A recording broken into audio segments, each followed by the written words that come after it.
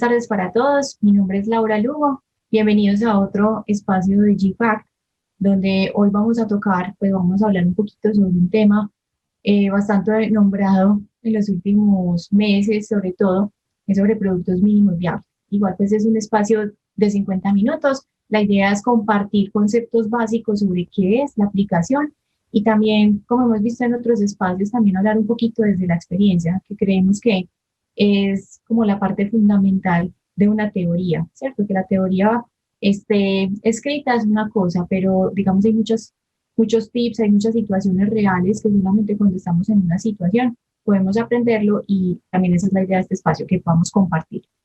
Yo soy arquitecta, soy especialista en diseño estratégico e innovación. Trabajo hace más o menos 9 años en diferentes campos relacionados con el sector público y privado. Y especialmente este espacio está de la mano con Ruta N, donde tenemos diferentes estrategias, donde podemos encontrar herramientas de este tipo. Así que ahí aprovecho un poquito la cuña para quienes estén interesados, sobre todo en Medellín, pueden entrar a la página de Ruta N e inscribirse en el laboratorio de innovación. Entonces, bueno, vamos a comenzar con este tema. Entonces, como vemos en pantalla, vamos a hablar sobre conceptos básicos sobre producto mínimo viable y también vamos a ver al final la relación con esta persona, con Francisco Maturana. Entonces, antes de comenzar con la parte teórica, quiero compartirles desde algunas experiencias, tanto personales como laborales, cómo este tema se empieza a ver reflejado. Entonces, vamos a comenzar con una a nivel personal, que esta me pasó pues a mí en la vida real, está relacionada con mi familia, y es que cuando tenía aproximadamente como 13 o 14 años, mi papá tuvo como la gran idea de pasarnos a consumir solamente productos integrales. Entonces, digamos que él en su buen acto de fe, de padre y todo, un día simplemente todo en la cocina era integral, todo, las harinas, los productos, el pan, la galleta, todo era integral. Entonces, por eso pues esa diapositiva dice integral hasta el pelo. ¿Qué pasó con esta decisión? Y fue que fue un choque inmediato con mi mamá, mi hermano, conmigo, porque ninguno de nosotros estaba preparado. Entonces, pues simplemente hubo un rechazo. Mi papá, digamos que de alguna forma no hizo ninguna prueba, llevó un pancito para probar si nos gustaba, si no. Mi hermano empezó a odiar los productos. Los dos somos arquitectos en esa época, él estaba en la universidad y decía pues que trabajamos con cartón paja todo el día, ahora pues que también no lo comíamos. Yo siempre he sido intolerante a este tipo de alimentos y entonces me tenía con el estómago inflamado y mi mamá también pues entró como en un rechazo total. Entonces digamos que ahí hubo un choque, no hubo una buena planeación, no se probó de alguna manera y pues digamos que hubo pérdidas económicas, hubo contrastes ahí emocionales, pero digamos que desde la parte personal también se pueden ver estas cosas. Ya yéndonos un poquito más a una experiencia laboral, pues aparte de mi carrera, tengo un hobby que es pues una habilidad relacionada con el hecho de construir piezas en oro y en plata de manera artesanal, algo heredado pues por parte de mi mamá. Y en algún momento quisimos llevarlo a un negocio real. Entonces, pues montamos nuestro taller de una forma muy orgánica y como nos pasa a todos cuando estamos comenzando con un emprendimiento, llegó un punto donde pues no se logra el punto de equilibrio, necesitamos vender más, ser eficientes y empezamos a tener como unas ideas, no, eso es la marca no se entiende, el nombre es muy complicado, hay marcas similares y de hecho habíamos parado y teníamos muy pocos recursos y la decisión inmediata fue hagámosle como un refresh a la marca, ¿cierto? Mandemos a hacer un nuevo logo, cambiemos el nombre porque esto es lo que necesitamos. Así fue, invertimos todos esos recursos que teníamos, que en realidad pues eran los únicos que teníamos. La diseñadora nos hizo una propuesta que a nosotros nos gustó bastante, nos fuimos con toda, imprimimos todo el material y cuando empezamos a vender, los clientes empezaron a tener un choque también con esta idea. ¿Qué pasó? Ustedes cambiaron de taller, esto no representa el trabajo que ustedes venían haciendo. Entonces, digamos que es otra forma también, otro punto de vista, otra experiencia donde nunca probamos, nos fuimos con los recursos que teníamos, no probamos nuestras hipótesis y digamos que no salió muy bien que digamos. La foto solamente es ilustrativa, pero no, pues no es el caso real. Y ya para verlo desde un punto de vista más, pues a nivel laboral o profesional, eh, esto pues también es como muchas de las experiencias que nos pueden pasar en un equipo de trabajo que estaba. Empezamos de una forma muy orgánica, donde teníamos toda la base de datos, como casi siempre cuando empezamos, en un Excel y montado en un Drive, ¿cierto? Entonces, pues la base de datos empezó a crecer, el equipo también, y pues ya llegó un punto donde teníamos muchas variables y era difícil la lectura. Así que entonces, pues una compañera, de hecho muy brillante, decidió un fin de semana pues buscar una solución y eso yo creo que pasó como el domingo por la tarde, donde uno ya está próximo pues como a allá planear su semana y todo. Simplemente ella decidió hacer unos cambios eh, en la base de datos real y cuando llegamos el lunes todo se había tocado. Entonces empezamos a llamar a clientes, no sé, hacerle un seguimiento o a ofrecerle algo y la información no concordaba. No, niño, usted ya me había llamado, le había dicho que no, sí, ya compré el servicio.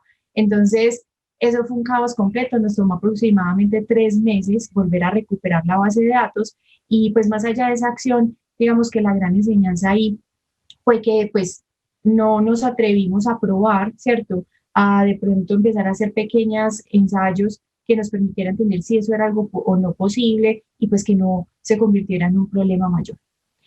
Pero por otro lado, digamos que también hay temas positivos. Entonces, en estas mismas experiencias laborales y pues como continuando el hilo de algunas experiencias que les empezaba a contar, digamos que también hay buenas cosas para compartir a partir de esos aprendizajes. Por ejemplo, en este mismo caso que les estaba contando, eh, era una empresa que vendíamos servicios, pues que los servicios de por sí son intangibles, son a veces difíciles de hacerlos cercanos a los clientes, que se entiendan. Entonces tuvimos que empezar a encontrar formas de hacerlo sin que eso implicara que dejáramos de hacer lo que siempre hacíamos, ¿cierto? Que el equipo pudiera seguir trabajando y que algunos nos pudiéramos dedicar a hacer esos ensayos, a descubrir qué necesita el cliente, cómo podemos generarle valor. Entonces, para ponerles algunos ejemplos, eh, este fue un ejercicio muy interesante porque teníamos como el gran reto de pasar de vender un producto intangible que lo hacíamos de manera presencial, literalmente íbamos puerta a puerta buscando al cliente, comentándole que posiblemente tenía una necesidad y nosotros teníamos la forma de solucionarlo, debíamos entrar, empezar a hablar con ellos, generar confianza, recolectar una serie de datos, de documentos, procesar todo eso y a partir de esa información darle un diagnóstico. Y después la persona tomaría pues la decisión de comprar el servicio.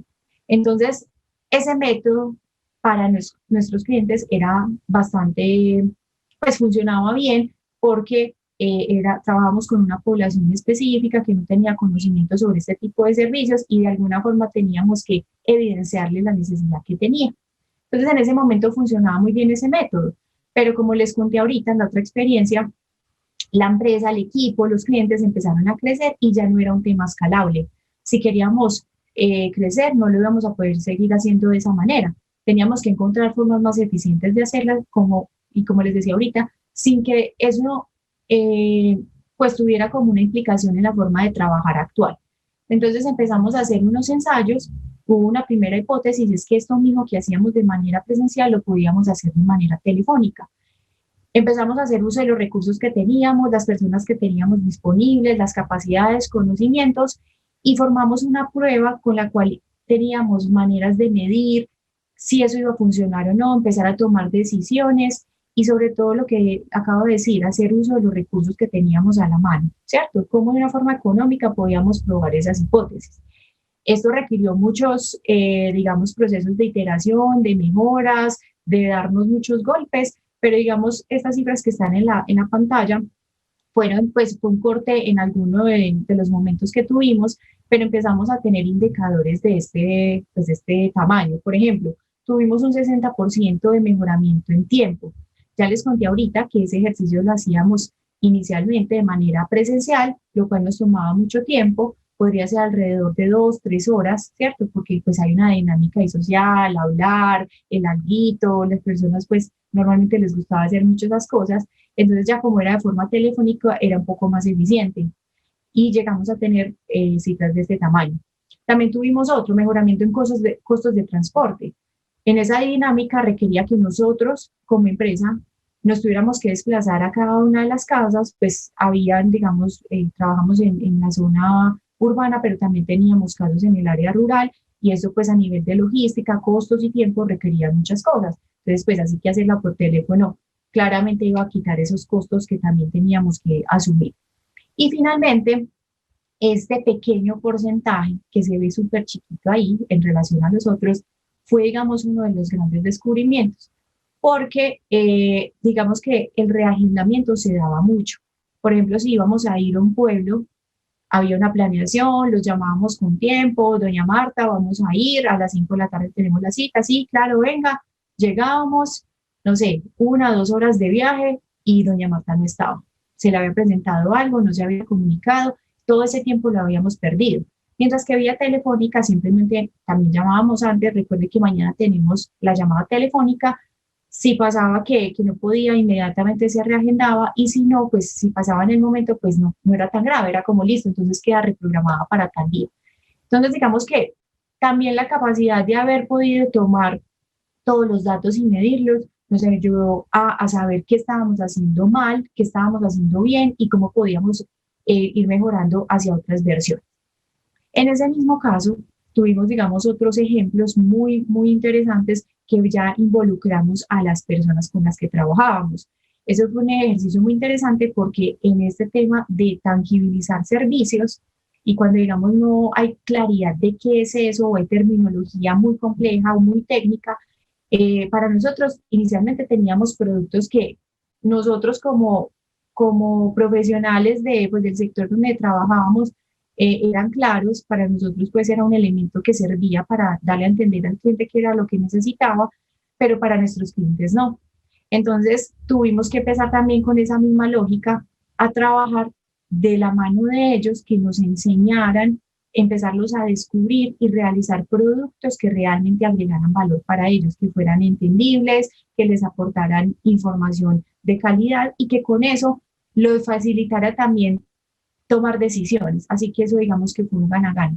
Fue un ejercicio muy interesante, de mucho trabajo, pero una experiencia súper valiosa, tanto para el negocio como para los mismos clientes. Entonces digamos que sí se puede lograr y hay un aprendizaje constante en todo esto. Entonces, después de todas esas experiencias, hablando un poquito del tema personal y también como para entrar aquí pues como ya en calor con el tema, y pues que se ve reflejado claramente a nivel profesional y lo que hacemos día a día, hay una gran conclusión a partir de esto y es que necesitamos aprender a probar. ¿Por qué? Venimos de una cultura donde no es natural equivocarse, donde está mal visto, digamos que se limita la capacidad de expresión, tenemos temor muchas veces de en un equipo de trabajo de decir, tengo una idea porque no la probamos, siempre tenemos que estar súper seguros de todo, absolutamente tenerlo perfecto para, para llevarlo, digamos, al mercado. Entonces, digamos que esa enseñanza, uno si se pone a reflexionar, seguramente a ustedes también les ha pasado que tanto en sus decisiones a nivel de vida como en su día a día laboral pueden tener pues ejemplos ahí a la mano. Entonces, retomando un poco de esto de siempre estamos esperando tener la mejor versión de todo, prepararnos absolutamente como con toda la juguetería para estar listos para lanzarnos al mercado, eh, el proceso con este tipo de metodologías, la idea es como hacerlo de una manera distinta. Y recuerden en el primero, en uno de los ejemplos que les ponía, que era como hacer uso de los recursos que se tienen. Es que yo puedo tener una idea, no importa si es grande, si es chica, pero puede ser como un ideal hacia donde quiero llegar. Un ejemplo, yo quiero hacer una nave espacial. Puede ser que yo en este momento no tenga los recursos para hacerlo, pero sí puedo empezar a encontrar medios, formas, métodos y herramientas para bajar esa versión, empezar a probar sus fundamentos, bajar el porcentaje y certidumbre que tengo sobre ella, si va a funcionar o no, si los clientes y los usuarios la van a utilizar, y de esa manera comenzar un proceso de aprendizaje sobre el cual yo vaya teniendo elementos y pueda empezar a hacer versiones mejoradas hasta que llegue a ese ideal. Lo importante es que ese ideal no sea perfecto per se, porque era lo que yo me había imaginado, sino porque también responde a las necesidades de las personas, a lo que requieren, a lo que están buscando, ¿sí? Entonces, en la pantalla vemos que esto es una curva de aprendizaje en el tiempo y tiene una relación también con los costos. Entonces, a esto le decimos como planearse un mapa de ruta donde yo establezco cuáles son esos hitos, momentos, pasos que voy a dar y qué implicaciones a nivel de recursos y pues de recursos de tiempo, de personal va a tener. Entonces, las primeras versiones, como vemos aquí en la pantalla, por ejemplo, hay terminologías que aparecen como esta, mínimo asombroso, que es ese primer elemento con el que yo puedo tangibilizar una idea, aun cuando no haga la función real, ¿cierto? Esto se puede ver, digamos, un ejemplo en productos digitales. Yo puedo hacer pantallazos, wireframes, que se le dice, o mockups, que no necesariamente son la aplicación real, son bocetos que muestran cómo va a ser esa función de la aplicación y que puedo empezar a validar con mis clientes usuarios, ¿cierto? Eso no me implica tantos recursos y yo puedo dar ese primer paso. Sobre ese aprendizaje empiezo a ajustar las cosas que de pronto no funcionaron, a potencializar las que sí y a migrar a una segunda versión donde de pronto ya lo puedo hacer más real. Lo importante de esto es que estamos avanzando sobre un terreno más firme porque estamos trabajando con las personas para las cuales estamos diseñando el producto o el servicio. Hasta que ya lleguemos a versiones, por ejemplo, como productos mínimos viables, o son esas primeras versiones ya funcionales que yo puedo empezar a lanzar al mercado, pero lo importante es que nunca se va a dejar de aprender y siempre van a estar sujetas a mejoramientos. ¿Sí? Bueno, entonces, para empezar como a trabajar sobre cuál es la diferencia de esto que estamos hablando con la forma tradicional que lo hacemos. En el mundo tradicional y siendo muy generalista, si vamos a desarrollar un producto o un servicio, usualmente empezamos a desarrollar los componentes. Ahí está pues de una forma gráfica como primero las llantas, después unimos las llantas, le ponemos una carrocería y finalmente llegamos a un carro. Si lo vemos como a nivel de empresa, de cómo funciona una empresa tradicional, y esto pues hago un pequeño paréntesis, esto ha empezado a cambiar y esto es una forma muy general de transmitir el mensaje, pero es como para poder hacer el paralelo. Para las personas que hemos trabajado en empresas tradicionales se pueden ver de pronto muy identificadas con esto. Cuando hay una nueva idea de producto o servicio, es usual que la empresa lo primero que haga es pensar, esto es viable, esto me va a traer más clientes, voy a aumentar el porcentaje de utilidad. ¿Cuál es el beneficio para mí como empresa con este nuevo producto o servicio que quieren lanzar o con este ajuste que quieren realizar o con esto que me está pidiendo el cliente? Si pasa ese primer check, listo, listo, ¿es viable? Bueno, vaya y desarrolle la parte funcional, ¿cierto? Verifique que sí es posible realizarlo, no sé, que las partes van a funcionar, que el servicio se puede desarrollar. Una vez tenemos ese segundo check, lo último que se hace o para que sea la primera versión para la empresa es que los clientes lo quieran. Y es cuando ya lo llevamos al mercado. Lo tenemos súper desarrollado y no supimos nunca si los clientes lo iban a aceptar, si resolvía el problema que estábamos buscando resolver. Entonces esto se vuelve casi que un ejercicio de trabajar paso a paso o por silos independientes. ¿Cuál es la lógica con las metodologías ágiles y con lo que estamos hablando de productos mínimos viables? Que finalmente es lanzar, probar y aprender rápido, de una forma eficiente. Y en este sentido ya no lo vemos de forma paso a paso o independiente como vimos en la gráfica anterior, sino que estos mismos tres aspectos los vemos desde el primer momento, desde la primera versión, pero sobre todo va a haber una proporción diferente de análisis. Vamos a enfocarnos sobre todo en la deseabilidad, ¿cierto? Ahí es cuando hablamos de prototipos conceptuales o de baja fidelidad. Con el ejemplo de desarrollos digitales que les ponía ahorita, un mockup o un wireframe no va a mostrar exactamente cómo funciona una aplicación, pero vamos a empezar a entender si las personas lo necesitan, si lo requieren, si les soluciona el problema. Así que es un enfoque más de deseabilidad. Claramente tenemos que empezar a verificar que desde la funcionalidad se puede dar y tercero, pues también que sea viable, solo que tienen una proporción, digamos, de atención distinta. Lo que nos importa en esa primera fase es saber si va, como les decía ahorita, a resolver lo que tiene que resolver, que las personas lo van a querer, que lo van a necesitar y van a estar dispuestas a pagar por ello. Si lo vemos en el mismo ejercicio de que veíamos ahorita a nivel general, esto, digamos que si nuestra idea final es un carro, podemos empezar con una versión que cumpla las funciones estructurales y sobre eso empezar a validar. Y que esa misma validación nos vaya llevando a versiones mejoradas, pero sobre todo no que encaje con esa idea final. El objetivo no es como que yo pensé en un carro y a la final esto tiene que ser un carro. No, lo importante es que esas versiones mejoradas se ajusten a lo que necesitan los usuarios y los clientes. Entonces, esta es la lógica detrás de probar rápido, pequeño y de una forma eficiente y de ir mejorando las versiones en el camino. Entonces vamos a empezar ya, pues a partir como de todos estos ejemplos y de este contexto, vamos a empezar a hablar de cuáles son esos, digamos, términos que usualmente se manejan cuando se habla de producto mínimo viable.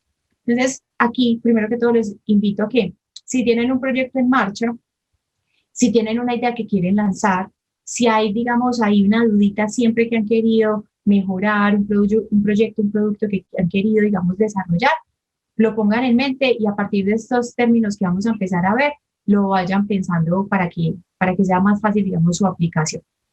Entonces, para hablar de productos mínimos viables, esto es una metodología que, pues, digamos que la evidenció una persona que se llama Eric Rice.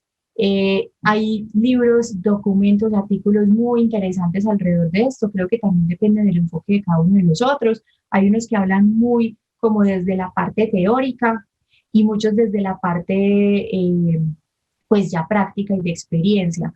Digamos, hay un par de libros de él que habla sobre las dos cosas y es muy interesante cómo, digamos, en General Electric, una empresa de tamaño internacional, se aplicó en Toyota y en una serie pues, de empresas que uno diría increíble que esas empresas estén trabajando de esa manera. Y básicamente es que él tiene una propuesta que es que las empresas y nosotros mismos deberíamos trabajar como pequeños emprendimientos dentro de las empresas, que tengamos capacidad de desarrollar ideas, de probarlas, de medirnos, que aprendamos sobre eso y que eso genere también, digamos, un buen ambiente a nivel laboral y no se vuelvan, digamos, solamente temas monótonos de yo hago esto el día a día, no propongo nada más porque esto es lo que requiere el jefe. Entonces, una dinámica de pensamiento distinto. Más que seguir un paso a paso, es entrar en un chip distinto, atrevernos a probar, a alzar la voz, tener una idea, probarla y con esos elementos saber si va a valer la pena o no llevarla a cabo. Entonces, este tiempo es bastante corto. En estos 20 minuticos que nos quedan, 19 de hecho, vamos a hacer un paso en general para que ustedes se vayan con una idea y ya que quiera profundizar, pues hay bastante bibliografía de esto en internet y en libros.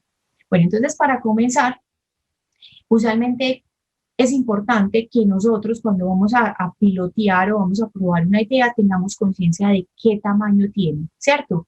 Esto va a ser algo que va a cambiar el core de mi negocio o simplemente va a ser una mejora en un proceso. Es importante que tengamos interiorizado esto porque va a tener muchas implicaciones a nivel de tiempo, de recursos, de que de pronto tenga que dejar de hacer lo que hago normalmente, de pronto que yo vendo jeans y con esta prueba puede que me pase a vender zapatos. Va a ser un cambio en el modelo de negocio grande, ¿cierto? O de pronto no, lo que quiero hacer es una mejora en los jeans, pues poniendo el mismo ejemplo, pero yo puedo seguir vendiendo jeans mientras pruebo esta idea. Entonces, normalmente es si es algo de estructural o de proceso. Por otro lado, hablamos del supuesto de fe. ¿Qué es el supuesto de fe? Es lo que creo que va a pasar con esto, ¿cierto? Hablando del ejemplo que vimos ahorita, nuestro supuesto de fe era que los servicios que vendíamos de manera directa, puerta a puerta, los podíamos vender de manera telefónica. Ese era nuestro supuesto de fe, que era lo que creíamos que iba a pasar. Después de que teníamos el supuesto de fe, hablamos de la hipótesis. Si esto lo relacionamos con un método tradicional, esto funciona igual que cualquier método científico. ¿Cierto? Un método científico en un laboratorio es probar algo en un entorno controlado. Esto funciona igual. Puede que sea mucho más dinámico, pues no sé, siempre se habla de que son las oficinas de post-it, ¿cierto? Donde hay papelitos de colores por todo lado, pero es igual de riguroso. Y ahí es muy importante. Si ustedes no lo hacen rigurosamente, esto se va a pasar, pues se va a volver unas vacaciones recreativas muy chéveres, donde nos vamos a hablar con la gente, probar, hacer maquetas, lo que sea, pero de eso no se trata. Es que esto también, aunque sea tan flexible, nos lleva a tomar mejores decisiones. Listo, entonces viéndolo en relación al método tradicional, digamos que el supuesto de fe es el objetivo general y las hipótesis son los objetivos específicos. Entonces las hipótesis es dentro de ese supuesto de fe general que necesitamos analizar de manera detenida. En el caso de nosotros tenemos que no sé, una hipótesis es que vamos a mejorar los tiempos pues del servicio, de recolección de datos, vamos a bajar los costos de transporte y vamos a tener mejoramientos en el reagendamiento. Ya dentro de ese supuesto que fue general, cosas específicas que vamos a evaluar. Bueno, por otro lado, esto que es fundamental, y creo que va a ser la palabra fundamental en muchas partes, pues además que es una muletilla que tengo, y es que la muestra es quiénes son esas personas con las que voy a probar esta idea que tengo. Es importantísimo que las personas con las que probemos realmente respondan al tipo de usuario y cliente con el que vamos a trabajar. ¿Qué pasa? Usualmente en medio de nuestra comodidad o los recursos que tenemos, hacemos uso del círculo natural, ¿cierto? Las personas que están cerca, papá, mamá, familia, novio, amigos, probamos una idea, pero pues va a haber un compromiso desde allí. Si no probamos con personas que realmente tengan el perfil de nuestro cliente de usuario, la información que recojamos no va a ser de calidad, ¿cierto? Va a ser un dato más, pero eso no me va a llevar a tomar buenas decisiones. Entonces es importante que establezcan de ese tipo de clientes y usuarios que tienen, con quiénes van a probar, cuántos son, quiénes son, dónde están y si están dispuestos a ser parte del experimento. ¿Cierto? Listo, una vez tenemos esto, finalmente pasamos a un tema de indicadores, ¿cierto? Todos estos procesos de metodologías ágiles, como les decía ahorita, que a veces suelen pues, ser vistos a ojos de personas externas como unas vacaciones recreativas o súper dinámicos, los papelitos, las mesas, los papeles de colores. Esto es igual de riguroso a cualquier método tradicional. Por eso es fundamental que siempre estemos documentando todo y en lo posible que lo volvamos un dato. Entonces, en este caso, necesitamos indicadores que nos permitan establecer que una vez probamos la idea, pues funcionó o no, ¿cierto?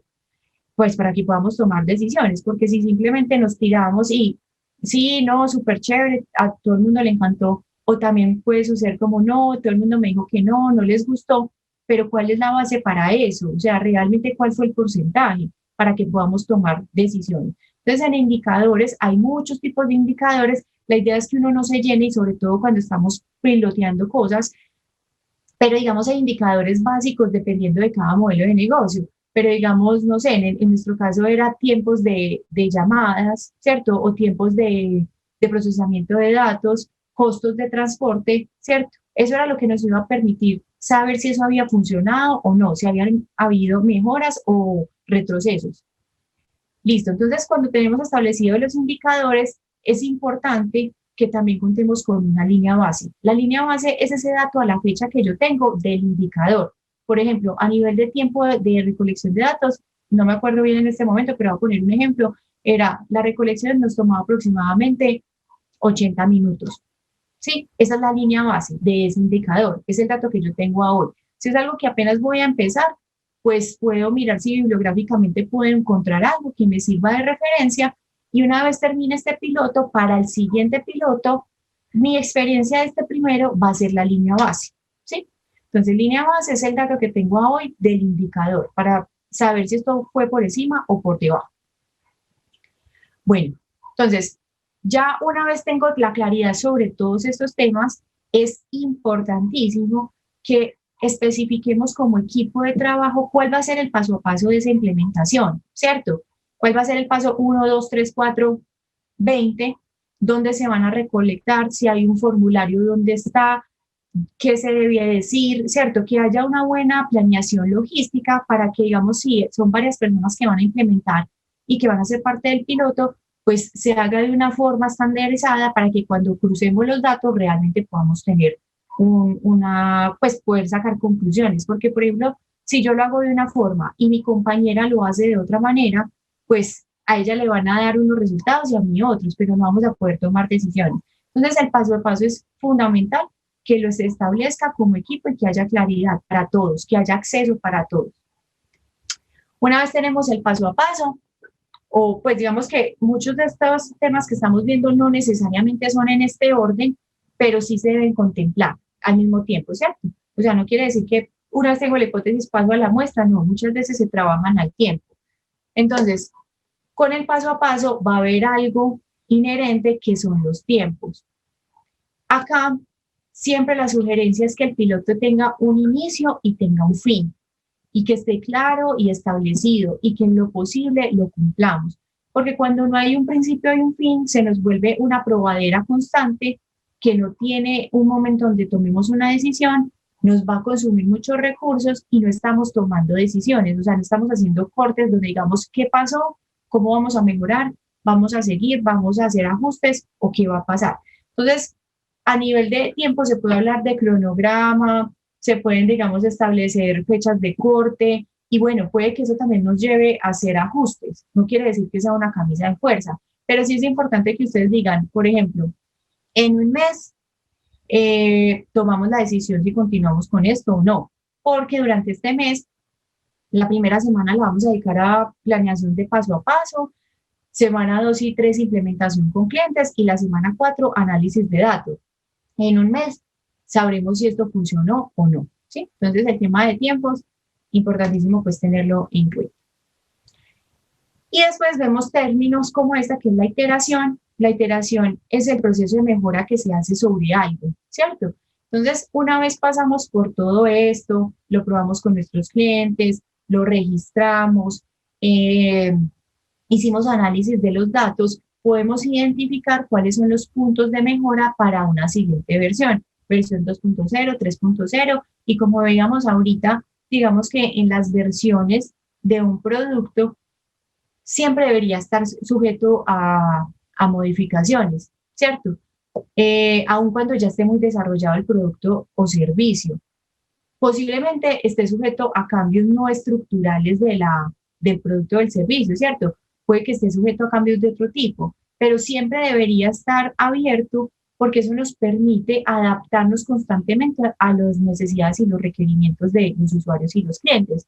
Si no lo hacemos, muy posiblemente en un tiempo nos vamos a volver un producto obsoleto para nuestros clientes porque no evolucionamos con ellos, con sus necesidades, con las expectativas. Seguramente en este momento se les vendrán muchos ejemplos a la cabeza. Un producto que funcionaba muy bien, pero al cabo de los años vino otra competencia, otro producto mejor, un servicio innovador y este, digamos que nunca tuvo esa capacidad de evolucionar y simplemente desapareció. Un ejemplo famosísimo con esto es Kodak, ¿cierto? De pronto, pues para los que lo conozcan, creo que lo pueden relacionar con este tema y si no, pues para no consumir mucho tiempo de este espacio, lo pueden buscar en internet y fue como siendo uno de los grandes referentes de su sector, no tuvo, digamos que la capacidad de evolucionar con las tecnologías, con las necesidades, con la aparición de cosas como por ejemplo Instagram y finalmente pasó a ser, digamos, una compañía no tan relevante, ¿sí? Y le tocó empezar a explorar otras líneas. Entonces, la iteración es eso, ¿cierto? Es ese momento, digamos, que reflexivo, donde identifico las oportunidades de mejora, los ajustes y cuál va a ser, digamos, a qué le vamos a apuntar con la siguiente versión. Y no solamente nos fijamos en las cosas que no funcionaron, también en las que funcionaron muy bien, ¿cierto? Porque son cosas que no podemos perder de vista para la siguiente versión. Aquí, digamos, es importante también en este paso a paso que ustedes se puedan apoyar de buenas herramientas de validación, ¿cierto? Esas herramientas de validación que les entreguen información valiosa, por ejemplo, de patrones de comportamiento. ¿Qué fue lo que la mayoría de clientes dijeron? ¿Qué fue lo que más les gustó? ¿Dónde encontraron el principal error? ¿Qué obstáculos tuvieron? ¿Cierto? Porque ahí en la iteración va a ser fundamental. Y las iteraciones también nos pueden llevar a pivotes. Sin perder el objetivo, puedo redireccionar el proyecto para seguir aprendiendo y que finalmente cumpla el objetivo que tiene que cumplir. Bueno, finalmente hablamos de términos como la entrega.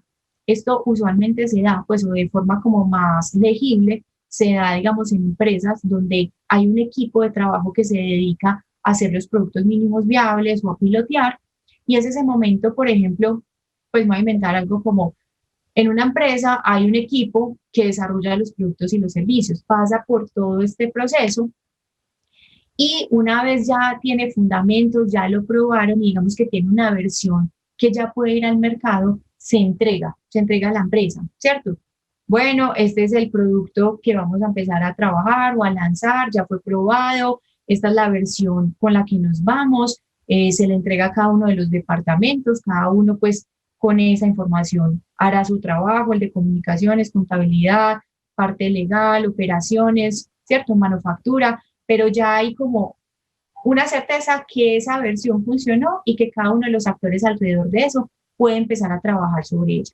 Entonces, a veces es cuando le decimos entrega. De pronto, cuando no somos una empresa, pues también es el momento en que nosotros decimos, esto es lo que yo ya puedo salir a vender. Si soy un emprendimiento, aplica igual, ¿cierto? Es como, listo, después de haber hecho todas esas pruebas con mis clientes, el aprendizaje que tuve, este es el primer producto que voy a empezar a comercializar, ¿sí? Entonces, eso es lo que le decimos el momento de la entrega.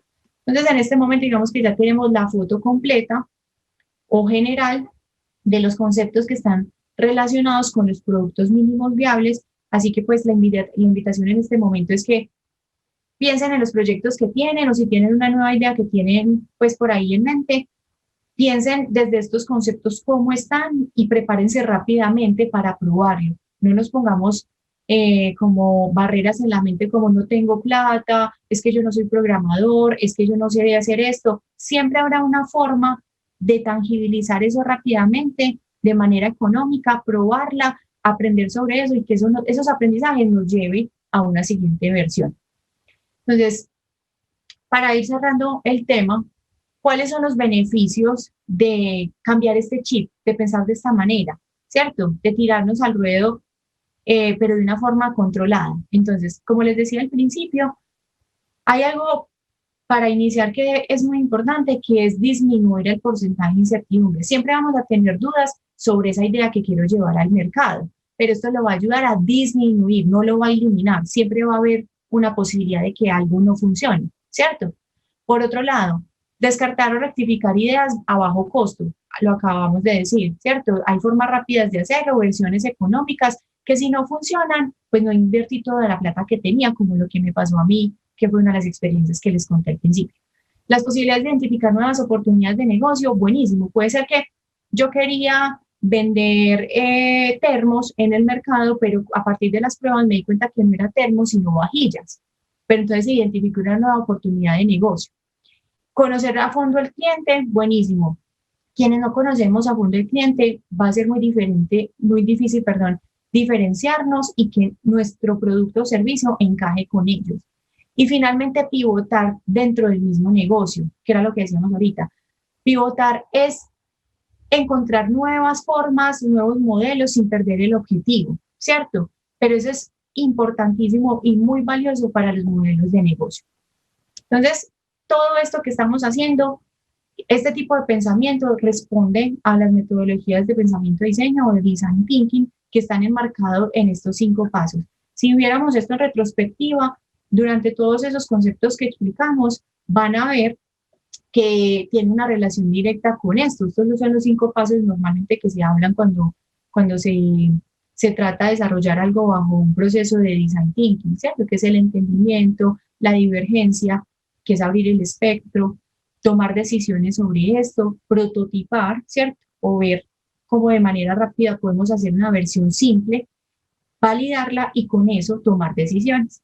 Entonces, a la final, no importa si esto es una metodología, si es la de Eric Rice, si es producto mínimo viable o no, pienso que también es una invitación a cambiar el chip, la forma en que concebimos las ideas, en cómo nos atrevemos a validarlas y digamos que estar abiertos al fracaso, ¿cierto? El fracaso, como decíamos ahorita, dentro de nuestra cultura está mal visto, pero realmente lo deberíamos empezar a interiorizar y ver como algo positivo, porque si perdemos en el sentido pues negativo, que no salgan las cosas como nosotros queremos que salgan, pues en realidad no es nada malo, porque lo estamos haciendo de una forma ágil, rápida, económica, aprendiendo sobre la marcha y no estamos esperando a tener la versión más espectacular de algo para darnos contra la pared y ver que de pronto no funcionó, no era específicamente como la habíamos pensado.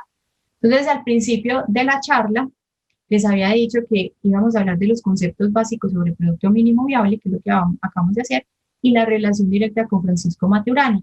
Y es a partir de esa reflexión que acabamos de hacer, porque como dice él, perder es ganar un poco. Definitivamente creo que esta frase es aplicada a cualquier campo o sector en el que estemos, pero pues lo acabamos digamos que de alguna forma reflexionar. Y es que aun cuando perdamos en estos procesos, cuando digamos no salga como esperamos, puede que nos dé un poquito duro al ego, ¿cierto? Pues porque uno quiere siempre que esa idea que está soñando salga adelante, pero es ganar porque es entender rápidamente lo que no funciona, ajustarlo y potenciar lo que sí funciona. Entonces, chicos, aquí pues la invitación para todos es traigan estos conceptos a sus proyectos, apropiense de ellos.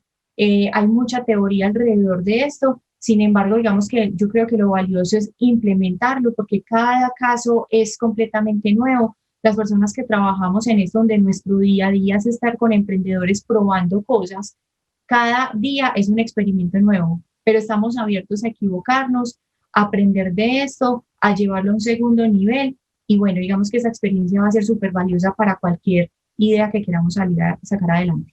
Muchísimas gracias a todos por su tiempo. Esperamos que haya sido de su utilidad. Les recuerdo que quienes se quieran inscribir en procesos como Laboratorio de Innovación pueden acceder a la página de Ruta N Medellín y allí van a encontrar toda la información.